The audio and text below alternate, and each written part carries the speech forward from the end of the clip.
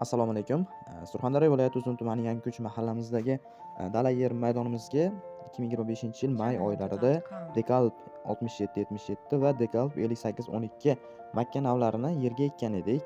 67-77 navimiz Fauzi 600-620 pishish muddati taxminan 120-125 kunga to'g'ri keladigan. Dekalb 58-12 navi esa 400-420 FAO va uning pishish navi 100-110 kunlarga to'g'ri keladi.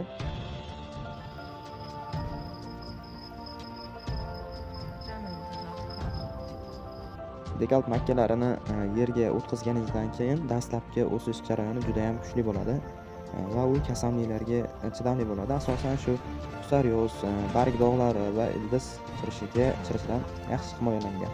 Zo'r chidab beradi. Makka asosan shu sug'oriladigan va unumdor yerlarda ajoyib natija berar ekan. Poyasi, ildizi juda ham mustahkam bo'ladi. Shamolga yaxshi chidab beradi ekan. Biz o'zimiz ekdik.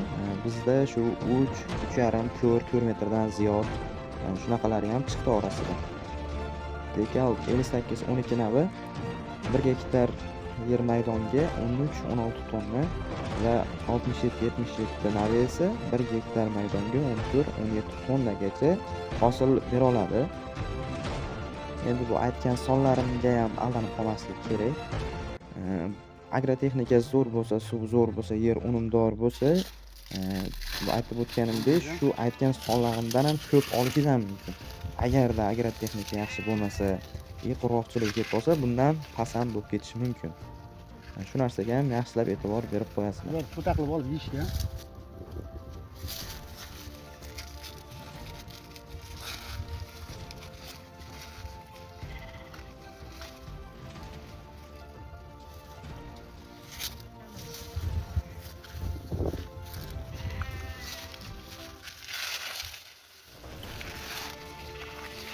Muammo bo'ldi deb, ular shunchalik bo'ldi.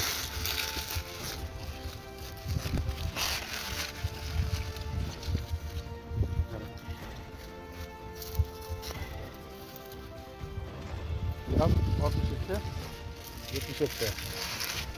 Bu ko'talari zo'r, baquvvat bo'lar ekan, bo'yni qurg'oqlik tufayli shunchalik bo'ldi. Agar suv bo'lsa, yana ham zo'r bo'ladi. Bu yil makka jo'xorini hosili uncha yaxshi bo'lmadi, lekin Allohga shukr, o'zimiz nasibamizni oldik. Biz makka jo'xorimizga sen hosil bermaganing uchun xafa bo'lmagin. Sen axir qurg'oqchilik bilan kurashding.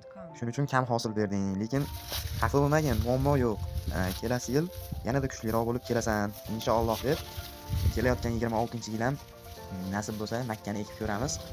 Suvlarni chiqarib, inshaalloh unumdor kelib qolsa, nasib qilgan bo'lsa ekamiz. Dikkat. Agar suv ma'qul bo'lmaysa,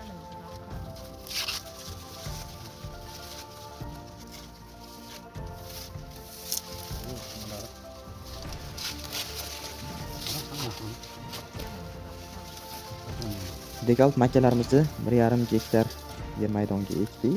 Ikkalasini hisoblasa, bu yil bizda bo'lgan qurg'oqchilik va suvsizlik tufayli shu yer maydonlarimizdan 8,5 tonna sof don oldik.